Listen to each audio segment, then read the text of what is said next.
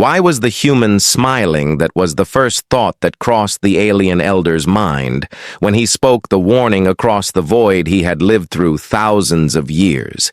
He had seen empires rise and fall. He had seen stars burn bright and fade into darkness. And yet he had never seen a smile like this. A smile that belonged not to victory nor to arrogance, but to something deeper, something unbreakable. Fleet Admiral Crix stood upon the bridge of his flagship. The void stretched before him, an endless ocean of stars, his arms folded tight behind his back, as if the pose itself was part of his power. 200 warships waited in formation around him, each one a blade sharp enough to cut entire worlds. His yellow eyes glowed with certainty. He had conquered 50 planets without failure. Humans would be number 51, and nothing in all the galaxy would stop. That then came the transmission. A voice older than stone cracked across the screen. It carried no threat, no rage, only a truth that felt heavy enough to crush steel. I am Elder Voran of the Vorek Coalition, and I bring you a warning. Do not do this thing, do not attack the humans, for they are not like the others. The bridge fell silent. No officer dared to breathe, the Elder continued with a weight that chilled even the veterans of countless wars. Numbers do not tell the whole story. Admiral, we have watched across millennia. Species fight for land. Species fight for glory. Some fight for pride. But humans fight for each other, and when that happens, there is nothing in the stars that can stop them. Admiral Crix hissed through his teeth. His pride could not bend, not after so many years of easy conquest. He saw fear where others claimed wisdom. Your words are shadows. Old one. He spat. Your people have hidden too long. You forget the strength of warriors the humans will break. Like all the rest, the transmission flickered, static, clawed at the screen, but the voice pressed on.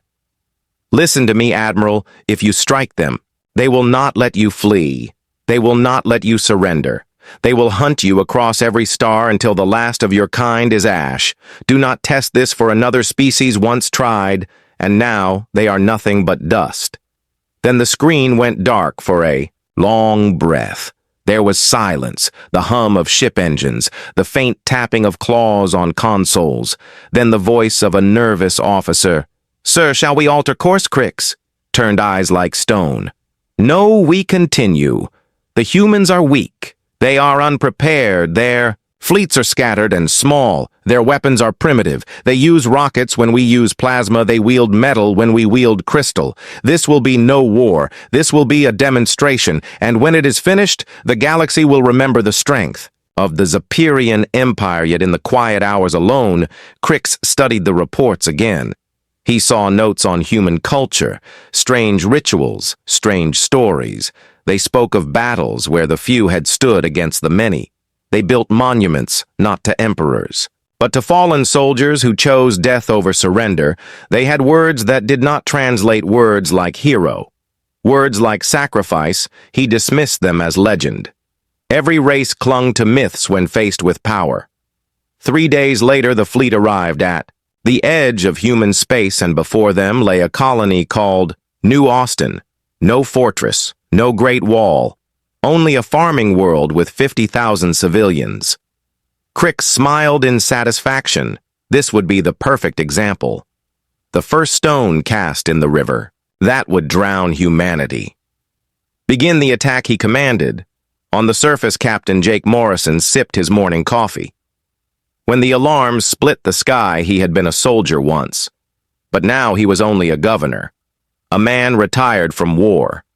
He looked up to the screen as red dots filled it 12520, 100 more than 100. The blood drained from his face, yet his voice stayed calm. Sound the alert, he ordered. Send everyone to the shelters, transmit the warning to Earth. Command, tell them we are under attack. The colony had defenses, but nothing compared to what was coming. 6 patrol ships, scattered platforms with missiles, ground, lasers. Half were outdated, half untested, none enough. But Jake knew the truth. They would fight anyway. Enemy descended like a tide of black metal.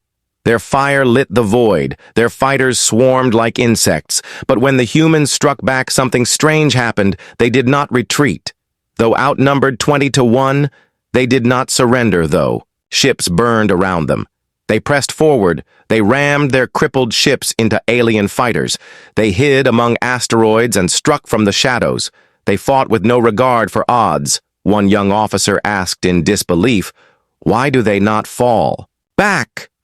And Jake answered quietly, "Because we are human and we do not run when our people are in danger." The ground shook as dropships landed. Explosions thundered across settlements. Farmers armed themselves with tools. Tractors became weapons children. Too young to fight carried supplies. Elders too frail to run acted as spotters together. They turned every street, every home, every hill into a wall that refused to fall. And in that moment, the Zephyrian soldiers saw it for the first time. The thing, their admiral had refused to believe humanity was not a number on a chart, not a weakness to exploit. It was a fire that would burn until nothing remained. And though the colony was doomed, though the weight of numbers would crush it, the aliens would pay for every inch, every breath, every life with blood. The elder had spoken true, but the lesson was only beginning. How long can courage hold when the sky itself is falling? That was the question Captain Jake Morrison asked himself as the alien bombardment shook New Austin to its core. The first wave had torn through the orbital defenses like paper. Yet even as platforms burned, even as patrol ships exploded in fireballs, the humans had taken pieces of the invaders with them. 2 alien warships gone, half a dozen fighters ripped from the sky. It was not much, but it was enough to show that resistance was possible. Jake stood in the command center, eyes fixed on the trembling screens, his officers pale but steady beside him. Lieutenant Amy Patterson held her console with white knuckles, but her voice carried clear, "Sir, the evacuation is almost complete. Civilians are moving to the underground shelters." Jake nodded. "Hold them as long as we can. Outside, the world burned. Alien drop pods fell like fiery rain. Every settlement was hit. Every street became a battleground. But what the invaders expected to be swift conquest turned into chaos instead of submission. They met defiance instead of fear. They met fury. Farmers armed themselves with shotguns and mining explosives. Miners collapsed tunnels onto advancing squads. Construction crews turned their heavy machines into weapons. Entire families fought side by side, children running ammunition, parents manning barricades, grandparents shouting warnings from rooftops. The aliens had fought wars before, but never like this. They had fought soldiers. They had fought empires. They had never fought a people. Reports streamed into the command center settlement. 7 has repelled ground forces by collapsing the quarry settlement. 3 used irrigation pumps to flood enemy trenches. Every message brought both hope and dread, victories bought with blood and desperation. Amy looked to her captain, her voice trembling. "Sir, why are they fighting so hard? Why not surrender?" Jake turned to her, the answer heavy in his chest. "Because this is home. These are their families, and when humans defend family, we do not weigh the odds. We do not think of survival. We think only of holding the line. No matter the cost, by nightfall the colony was broken, defenses shattered, yet still the fight raged. The aliens pressed, harder, growing frustrated with the resistance. Each street, each field, each home cost them soldiers. They began to see what the elder had warned. They began to feel the sting of human defiance. In the final hours, Jake gathered his remaining staff, 12. Exhausted defenders who could have surrendered long before. Instead, they chose to stay. The walls shook. Weapons fire cut the air. Jake drew his sidearm. "It has been an honor." He told them. The blast doors blew apart and the flood of alien soldiers poured through. Darkness claimed him. He awoke in chains, a holding cell crowded with prisoners. Dr. Lisa Hayes, her uniform torn, Sergeant Carl Brooks, his arm in a sling. Eyes burning with quiet rage, Jake asked how long. Lisa answered, 6 hours they take. Us one by one for questioning. The cell opened, alien guards entered, followed by a commander. He spoke their language clearly. You fought well for primitives, but why did you not surrender when defeat was certain? Lisa stood her voice steady because, you attacked our home because you hurt our people. The alien tilted his head. All species defend their territory. Why fight beyond reason? Your casualties are endless, because these are our families, Lisa said softly. Our friends, our neighbors. When you strike us, you do not fight just soldiers, you fight everyone who loves and everyone who refuses to let go. The commander frowned, unable to understand, and turned away. But Carl Brooks laughed a hard laugh. No humor in it. You think this was resistance? This was just the warm-up. Wait until the fleet comes, the alien replied. Your nearest forces are days away. We will be gone before then. Brooks shook his head. You do not get it. Every human alive is now your enemy. We do not forgive, we do not forget, and we do not let those who kill our people just fly away. The words struck deeper than any weapon the commander left, but doubt had entered his eye. Showers later, Lieutenant Amy Patterson was dragged into the cell, bruised but smiling. She looked at, Jake, sir. The message got through every fleet, every commander. They all heard us. Admiral Cole is moving already, and I sent the full data, every tactic, every weakness. They will know how to fight them. Jake felt a spark of hope. The colony was gone, but their sacrifice had not been wasted. They had given the galaxy a weapon far sharper than plasma or missiles. They had given knowledge. The alarms began to wail through the alien ship guards, shouting orders, lights flashing. What is happening? Jake demanded. Human ships, the guard answered. Many human ships. Jake smiled for the first time since the invasion. Told you, he whispered, we do not abandon our own. The guard looked unsettled but insisted your fleets were days away. Jake shook his head. Your intelligence was wrong about a lot of things, and you have no idea what we do when we are angry. The ship shuddered as weapons fire echoed through the void. The real battle had arrived and the lesson had only begun. How many names can a heart carry before it breaks? That was the thought that haunted Admiral Susan Cole as she looked upon the burning remains of New Austin. Through the view screen, her fleet had arrived too late, 6 hours after the enemy had withdrawn. Smoke still curled from the shattered settlements below. Entire towns reduced to ash, yet the underground shelters had held, and voices now crackled through her calm survivors, calling out through the dark. She closed her eyes for a moment, whispering, a prayer of thanks before her voice turned to steel. Get rescue teams down there now. Every second matters. Commander Ryan Walsh brought her a datapad, his face grim. The colonists recorded everything before they went silent, he said.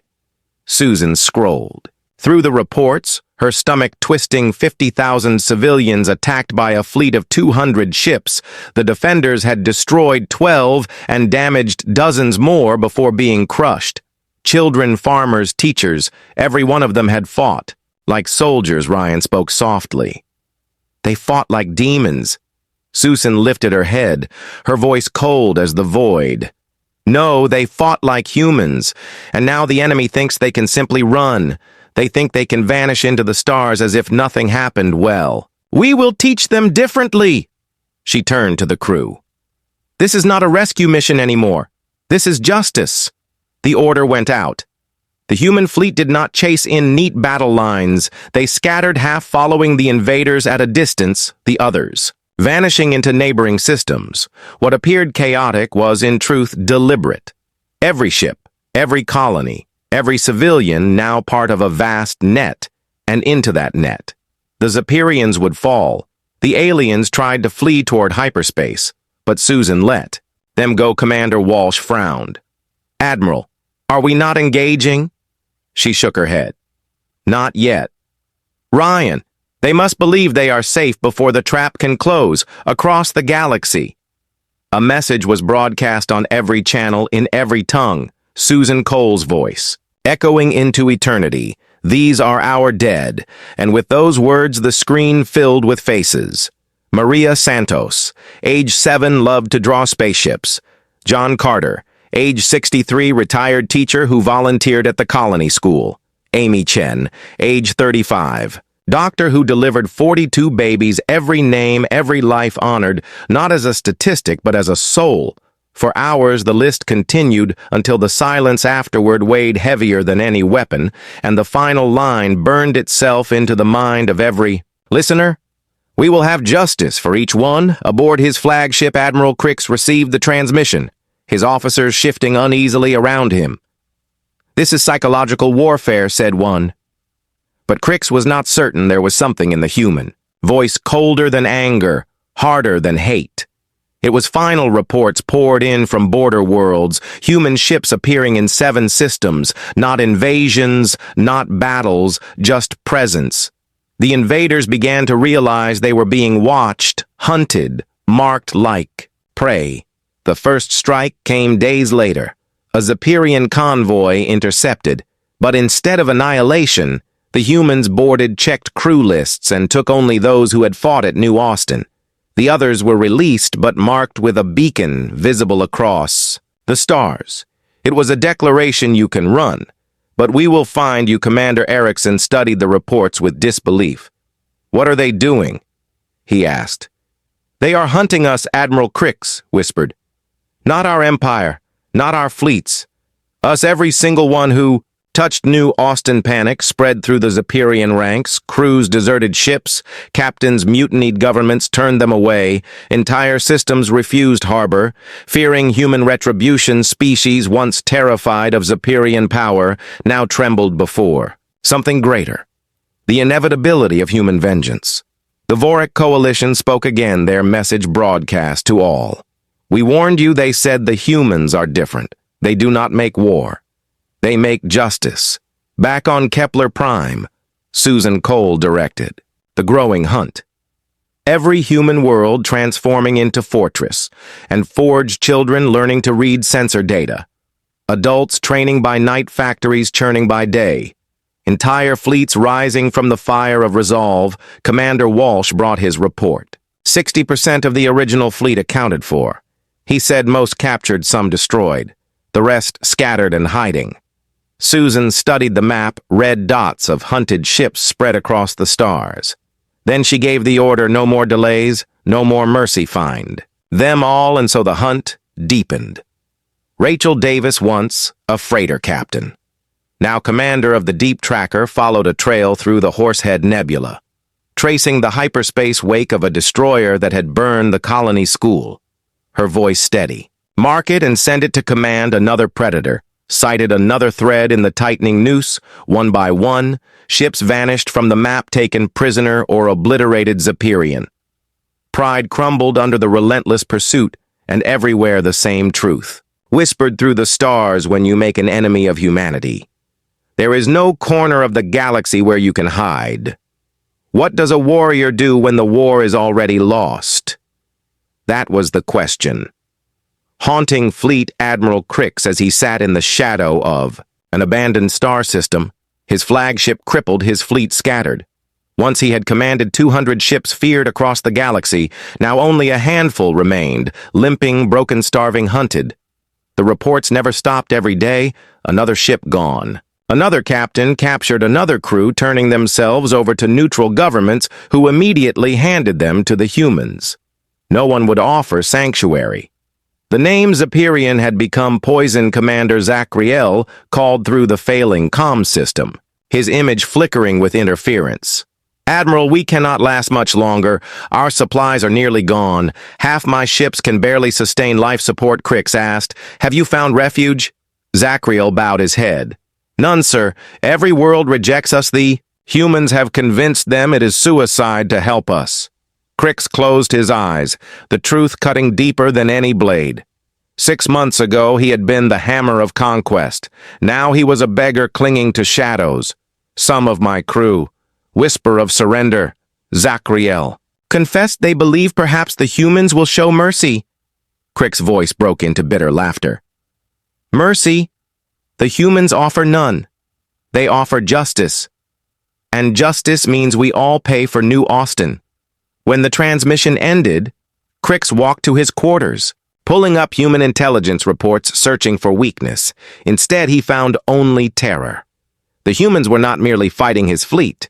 They were transforming their entire civilization into a weapon, every colony, a fortress, every freighter, a warship. Every civilian trained for battle, the humans had turned grief into steel and rage into resolve. On Kepler Prime, Admiral Susan Cole studied the vast star map, red dots marking hunted ships, yellow showing possible trails, green for the hunting packs. Commander Walsh delivered the daily count, 7 more captures. He said Captain Davis found that destroyer we tracked. Wilson cornered 3 fighters near Centauri. Most surrendered without firing a shot. Susan nodded. The strategy was working. Fear. Spreading faster than plasma bolts, the Zephyrians no longer fought for empire. They fought only to delay the inevitable. And yet one name remained elusive. Crix, the architect of New Austin, still hiding, still clinging to scraps. Susan asked, "Where is?" Walsh shook his head. No confirmed sighting. He is moving constantly, but his fleet is reduced to less than 40 ships. Most crippled, Dr. Kevin Parker. The xenopsychologist briefed them further. They cannot understand us. He explained their doctrine is built on quick victories, on negotiated settlements. They expect surrender after overwhelming force. They do not comprehend an enemy that accepts nothing but total victory. Susan asked, "What of their civilians? Surely they demand an end." Parker shook. His Zephyrian society worships military triumph. They expected their fleet to return with slaves and spoils. Instead, they watch it dissolve under our hunt. Their government cannot offer peace, not without collapse and every attempt at negotiation. We answer with the same words: total surrender of everyone tied to New Austin. General Ben Foster linked from Earth. His lined face, grim intelligence, suggests Crix plans one last desperate strike. Perhaps even on Earth itself. Susan felt no fear, only resolve. Let him come. She said, "We have prepared since the first day, and they had Earth bristled with defenses. Orbital platforms, countless in number. Warships recalled from the hunt, stealth fleets lurking in shadows. Civilians trained and ready. Earth was no longer only a home. It was a trap forged from determination. As orders went out, hunting groups were recalled. Rachel Davis received her command, returned to Earth. The message read, "The prey is coming home. Time to spring the trap. Cross the galaxy." Crix steeled himself. He had 23 ships left, battered and weary, but he refused to die in hiding if he could strike Earth, perhaps force negotiation, perhaps salvage honor if not. Then at least he would fall as a warrior rather than prey. He had no way of knowing every path, every escape, every move had been guided by human hands for months, pushing him toward this very moment, and so the stage was set. The final act awaited, the last desperate gamble against a species that had already chosen never to let him go. Was this courage, or was it madness? Fleet Admiral Crix could not decide as the blue and white jewel of Earth filled his view screen. He had dreamed of this moment, the heart of humanity within reach, its defenses rumored to be scattered, its fleets still hunting his remnants across the stars. 23 ships remained a shattered shadow of the force that once darkened the heavens, and yet he told himself if he could strike here, if he could hold the human homeworld, he could force negotiation. He could salvage honors or sensors, detect orbital platforms. The officer reported. Crix asked, "How many? 12? No 20? No hundreds? The count keeps rising, sir." The young alien swallowed fear. Crix gripped the railing. His confidence, wavering intelligence, had promised Earth was vulnerable, but the truth unfolded before him like a blade. Then came the transmission. The screen flickered and Admiral Susan Cole appeared calm, seated in a command center. Eyes as cold as Space Fleet Admiral Crix. She said, "We have been expecting you." He forced himself to straighten. "Admiral Cole, I offer you terms. Surrender your homeworld and I will spare your civilians." Susan did not blink. "You misunderstand, Admiral. You are not here to attack us. You are here to be Captured before Crix could speak, his censor officer screamed, ships decloaking all around, hundreds of them, cruisers, frigates, carriers, converted freighters. The entire sky filled with human warships sliding out of shadows from behind moons, from asteroid belts, from hidden fields of stealth. The greatest fleet humanity had ever gathered. Susan spoke, her voice steady. For 6 months, we drove you here, every path you thought was your own. We placed before you every escape we allowed was part of the hunt, and now it ends. Crix felt the walls closing, his 23 damaged ships surrounded by more than 300 human vessels, no room to run, no path to hide. Yet still, he shouted, I demand to negotiate. Susan's reply came sharp. The time for negotiation was before New Austin, when you still had a choice, when you chose instead to kill our families.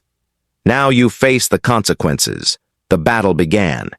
Human fire lanced across the void. Precise, coordinated, relentless Superior ships buckled. Shields shattered, engines died one by one. They fell. Some tried to flee and were dragged down some raised surrender beacons before their hulls tore apart within an hour. It was over. The once feared fleet, broken, the last embers of their power extinguished. Crix flagship fought to the last, its hull scarred, its weapons failing, but still it fired until human boarding parties stormed through its corridors, resistance melted away, crews too weary, too broken to stand, and finally Crix himself was dragged from. His chamber uniform, burned eyes, hollow chains at his wrists. He was brought before Admiral Cole aboard her command ship. His voice cracked as he asked, why we offered surrender? We offered reparations. Why would you not let us go? Susan rose from her chair, leading him to the great window where Earth turned below. Do you see that world, Admiral? She asked every soul. There knows the names of every victim from New Austin. Maria Santos, age 7. John Carter, age 63. Amy Chen, age 35, and thousands more. We remember each one. You did not just strike a colony, you struck our family, and when you strike our family, you strike us all. Crix tried to protest. We are soldiers, we followed orders. This is war. Susan shook her head. Not with us when you attacked our civilians. You left behind the rules of war, and what you face now is justice. Her voice cut through him, not as anger, but as truth. You thought humans would measure the odds. You thought we would bend for survival. You thought we were like others. You were wrong. We do not let those who kill our people walk away. We do not stop. We do not forget. The Admiral who had once conquered 50 worlds felt the last fragments of certainty shatter within him. For the first time in all his campaigns, he understood fear. Not of death, but of judgment. The trials would come. The reckoning would follow, but here in this moment, as chains bound his hands and the vast human fleet filled the stars, he knew the hunt was over. How does an empire die not with fire and not with glory, but with silence? That was the fate that awaited the Superians as the broken remnants of their fleet were dragged in chains to human courts. The trials began in vast halls where thousands gathered. Every surviving Superior officer was called to stand, their crimes read aloud, and with each name, each charge, the faces of the fallen colonists filled the screens. Maria Santos, age 7. John Carter, age 63. Amy Chen, age 35. The litany of the dead stretching endlessly, no longer numbers, but voices, no longer statistics, but lives. Most of the Superiors lowered their heads and pleaded guilty. They accepted prison sentences and the weight of shame upon their people. A few raised defiance. Claiming they were only following orders, the judges answered with calm finality. Following illegal orders is no defense when those orders slaughter children and elders alike. Fleet Admiral Crix was the last to be tried, once he had stood upon the bridge of a conquering armada. Now he stood shackled, broken, hollow before the judges and before the human families who watched with eyes that had known both grief and resolve. The chief judge asked, "Do you have anything to say before sentencing?" Crix lifted his head, his voice barely a whisper. "I should have listened to the warning. When the sentence was delivered, he bowed his head and did not resist. The Zepyrian Empire collapsed within weeks. Their government, desperate to survive, signed treaties of surrender. They offered reparations. They swore before the galaxy never again to wage aggressive war, never again to raise weapons against civilians. Their words were weak shadows of the power they once carried, and the galaxy saw the truth.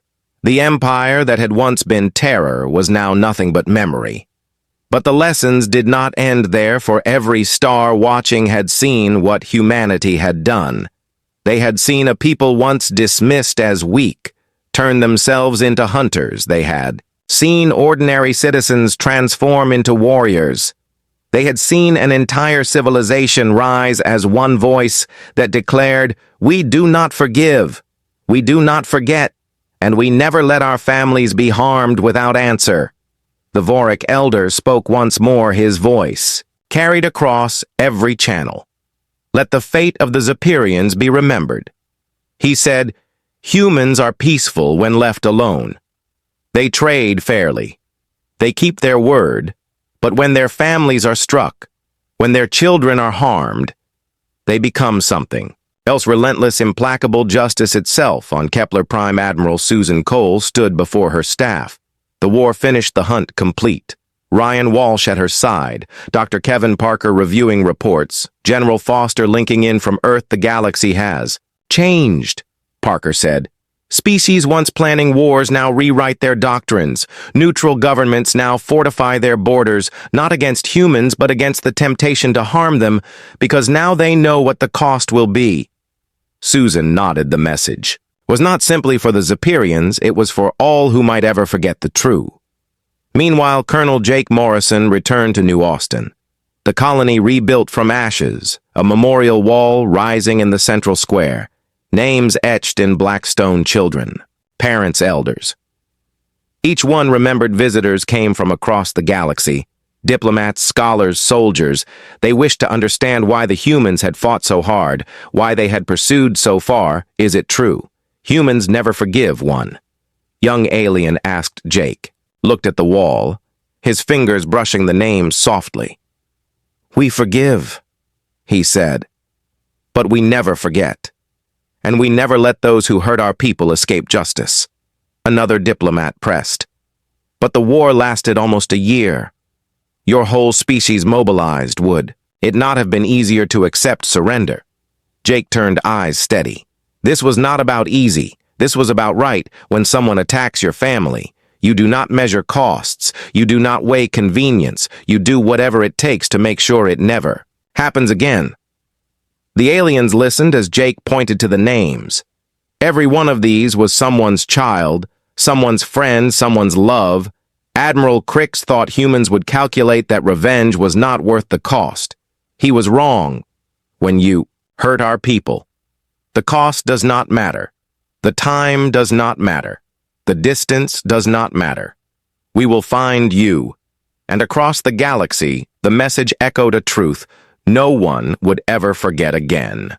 What does the galaxy fear more, an empire with endless fleets, or a people who will not stop until justice is done? That was the question whispered in every council chamber, in every market, and in every fleet command after the fall of the Zepyrians. The Vorak database updated its warnings. A new entry added humanity. Peaceful, when left alone. Fair in trade, honest in word. But when threatened, when their families are harmed, they become relentless. The record ended with a single phrase. Humanity does not stop. Species who had once balanced on the edge of war now pulled back. The Altarian Republic halted its expansion. The Centauran Trade Federation opened channels of cooperation. Even the isolationist vegan empire known for their silence began passing information to human patrols. No one wished to risk what the Zepyrians had endured. Human fleets spread across space, not as conquerors but as guardians. Every civilian freighter still armed, every colony still fortified. The galaxy watched as humans turned their grief into steel and their loss into unity. What had been hundreds of separate colonies now felt like one single voice, a voice that declared, harm one of us, and you face all of us. In the halls of Kepler Prime, Admiral Cole addressed the assembly of commanders. Our task is not only to remember the dead, but to show the living what humanity stands for. We do not seek empire. We do not seek domination, but we will never again allow our families to be struck without answer. She paused and her voice grew softer. The Zephyrians thought they fought an army instead. They fought a people united, and that is why they lost. Commander Walsh leaned forward. Admiral, other species see us with new eyes. Now some with respect, some with fear, Susan answered, then let them see what we choose to be. Let them see strength tempered by justice and memory. Not by conquest, on Earth itself. The change was even greater. Orbital platforms circled the sky, massive fleets stationed above but within. The city's life continued. Families rebuilt. Children studied the names of the fallen, learning not only what was lost but why it was remembered. Maria Santos, who loved to draw ships, John Carter, who taught children, Amy Chen, who delivered new life. Every story told again and again so that no one would forget. Alien envoys came in steady streams, some with offers of alliance, others simply to learn why. Why had humans pursued so far? Why had they hunted without pause? Colonel Jake Morrison stood before them at the New Austin Memorial Wall, his voice quiet yet unshakable, because we are human, and when you harm our families, you awaken something you cannot defeat. An envoy asked, "But now that justice is served, what will you do?" Jake placed a hand on the stone. "We will rebuild. We will live. We will trade and explore and seek friendship. But know this, if ever again someone chooses to strike our children, our elders, our people, we will rise as one voice. We will rise as one hand. We will rise as one family." The word spread far beyond the square, carried across networks, replayed on channels, analyzed by scholars, repeated in whispers by soldiers, and remembered by rulers. Humanity was no longer simply another species among many. It was a promise and a warning woven together. For the Zephyrian survivors, the world had turned to ice. They lived in prison colonies or under heavy guard, their empire gone, their name cursed, and their former allies refusing to even speak it. They had thought themselves the hunters. They had thought themselves the strong. Now they were nothing but a cautionary tale. And in quiet corners of the galaxy, young races listened closely for the first time.